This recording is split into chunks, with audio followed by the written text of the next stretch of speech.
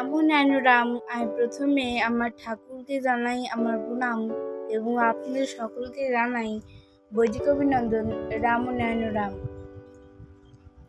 এই বলে আমি আজকের তত্ত্ব আলোচনা শুরু করছি।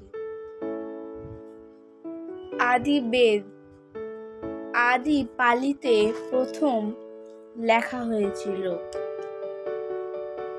আদি সুর, যে সুর হতে সৃষ্টি হচ্ছে সেই আদি সুরই আমাদের মূল মন্ত্র।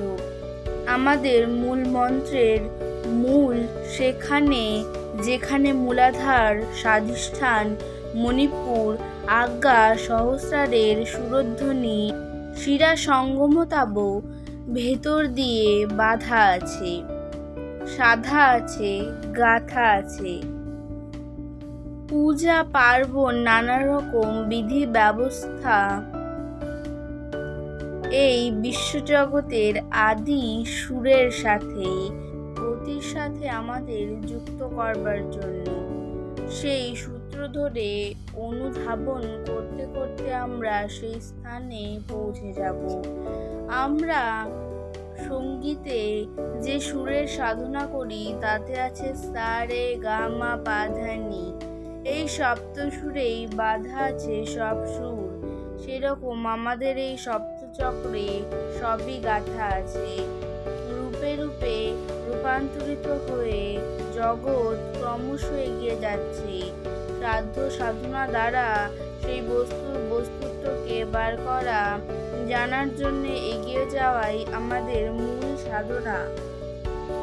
এতেই আসবে শুদ্ধ প্রেম, শুদ্ধ ভক্তি, শুদ্ধ বুদ্ধ মুক্ত অবস্থা।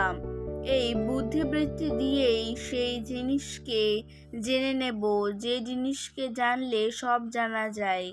ধর্মের অর্থ বিকৃত করে ফেলা হয়েছে। ধর্ম আজ ব্যক্তিগত সম্পত্তির মতো হয়ে দাঁড়িয়েছে।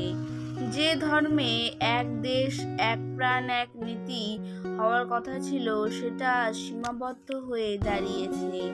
বেদকে যদি মানো, সেই আদি বেদ ভোজপাতায় লেখা আছে ধর্মে কোনো জাত নেই, মানুষ জাত এক জাত, জীব নীতি হচ্ছে এক নীতি। নীতিতে কোনো বিরোধিতা থাকবে না, সেখানে কোনো ঝগড়া বিবাদ থাকবে না। আমাদের দেশে ধর্মকে যার যার মতে গণ্ডিবদ্ধ করে ফেলা হয়েছে, কিন্তু সূর্য তো সকলেরই এক, বাতাসও তো সকলেরই এক, সুতরাং ধর্ম সকলের এক। কাগজ কলমে পৃথিবীটাকে বাটাবাটি করা হয়েছে, কিন্তু পৃথিবী একটুও বাটাবাটি হয়নি। নানা সম্প্রদায় হয়ে যাওয়ার ফলে বেদকে ছোট করা হয়েছে। আমাদের বেদকে পাঠ করতে হবে, এই বেদই এনে দেবে সমস্ত সমস্যার মীমাংসা। শুধু হিন্দু, মুসলমান, খ্রিস্টান নয়, সামান্য পিঁপড়ে পর্যন্ত, একটা কুকুর পর্যন্ত এই বেদকে পাঠ করতে পারে। থেকে আমরা এসেছি, আমাদের ভেতর আছে সেই তেজ কণিকা। নদীতে যেমন পলি থাকে, তেমনি সেই তেজ কণিকা ছড়িয়ে রয়েছে। তেজের সাধনা হচ্ছে আমাদের একমাত্র সাধনা। এই ধরাতেই রয়েছে সেই ধারাপাত। এই পরিদৃশ্যমান জগতে রয়েছে মূলাধার স্বাধিষ্ঠান মণিপুর অনাহত বিশুদ্ধ আজ্ঞা ও সহস্রার। এই দেহ হচ্ছে বীণা, এই অনন্ত সুরের প্রতিনিধি হচ্ছে এই দেহ। এই দেহকে বাজাতে হলে মন্ত্রের প্রয়োজন হয়। গায়কেরা যেমন গান গায়, খেয়াল ঠুমরি আ করে, তেনা নানা ধীন করে। এই আর পর আও থাকে না, থাকে শুধু গতি। মহাসুরে মিলতে মিলতে চলতে থাকে, আবার যখন নেমে আসে আবার সেই সূত্র ধরে এগিয়ে যায়। আমাদের মূল মন্ত্র ও মূলধ্বনি সর্ব অবস্থায় সর্বত্র বিদ্যমান।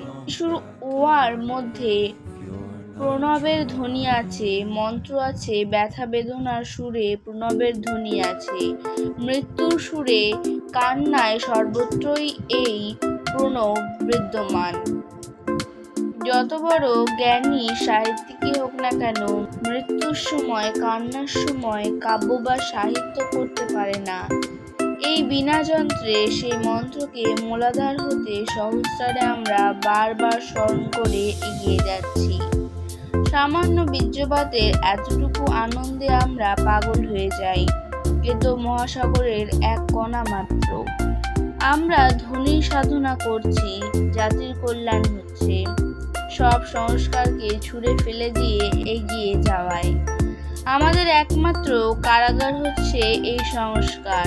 মুক্ত চিন্তায় হবে আমাদের একমাত্র চিন্তা। কীর্তনের তানে তানে এই মন্ত্রের ধ্বনিকে স্মরণ করা হয়। যাগ যজ্ঞ পূজা পার্বণের অনুষ্ঠান হচ্ছে গানের হারমোনির অনুষ্ঠানের মতো। হারমোনির অনুষ্ঠান তখনই শেষ হয়ে যায় যখন মিলে যায়। আমরা যতক্ষণ খাল ছেড়ে নদীতে না পৌঁছাই ততক্ষণই ওর প্রয়োজনীয়তা আছে। আমাদের সব ব্যবস্থাই হয়ে আছে। আপনি স্ফুরণ হবে, আপনি জানা যাবে, যা জানলে সব জানা যায়। আমাদের ব্যক্তির ব্যক্তিত্ব এই বাহ্য বস্তুর ভেতরে, এই বুদ্ধির ভেতরেই রয়েছে। এরই মনন দ্বারা খনন করে সেই বস্তুকে বার করতে হবে। কুলো কুণ্ডলিনীর জাগরণ বলো, নির্বাণ বলো, নির্বিকল্প বলো, সমাধি বলো, আমাদের একমাত্র পথ হচ্ছে জানার পথ, জ্ঞানের পথ। আমাদের জানতে হবে সত্যিকারের সেই ধ্বনিকে, যা জানলে সব জানা হয়। এই বিনা যন্ত্রকে বাজাতে হবে। আজকে তত্ত্বরচনা আমি এখানে শেষ করছি। দেখা হচ্ছে পরের ভিডিওতে। ভালো থাকবেন, সুস্থ থাকবেন। রাম নারায়ণ রাম।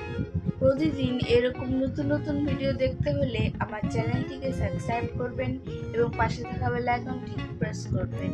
ভালো লাগলে শেয়ার করবেন। ধন্যবাদ।